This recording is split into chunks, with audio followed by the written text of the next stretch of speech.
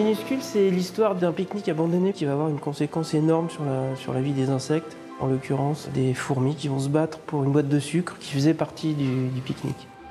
On va découvrir tout un univers de décors, de personnages divers et variés, vraiment toute une épopée en fait, c'est vraiment un film de genre d'aventure.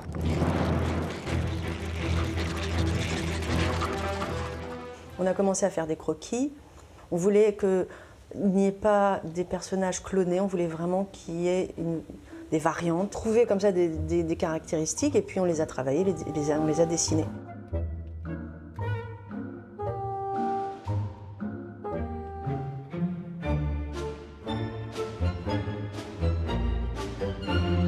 Le storyboard nous permettait de trouver des idées, c'est-à-dire qu'au moment de dessiner, des idées narratives arrivaient.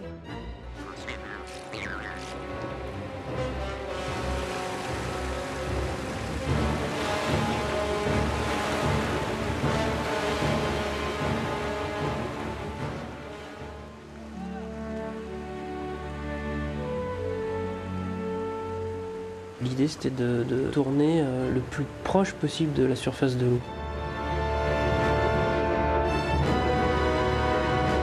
Pour animer, donc, on a des contrôleurs sur les personnages qui sont représentés par des petits anneaux, par exemple, ici, et qui permettent d'animer séparément chaque partie du personnage, quoi, et de pouvoir le déplacer dans l'espace.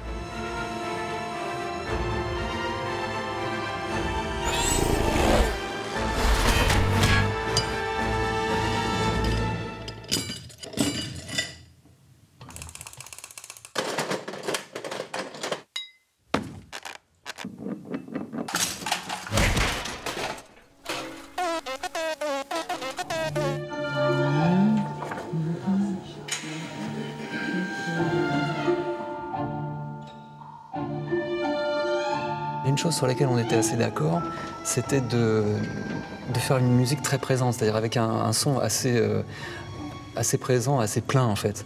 Il n'était pas question, parce qu'on avait affaire à des fourmis et des coccinelles, de faire un petit son rikiki, quoi. Ça n'a jamais été à l'ordre du jour.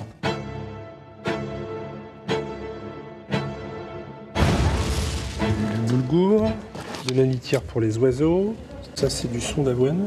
Alors, en mélangeant justement tous ces matériaux-là, on a des effets qui sont différents, quoi. En mettant plus ou moins de coton flash, plus ou moins de matériaux lourds ou légers, on arrive à avoir des trucs un peu rigolos.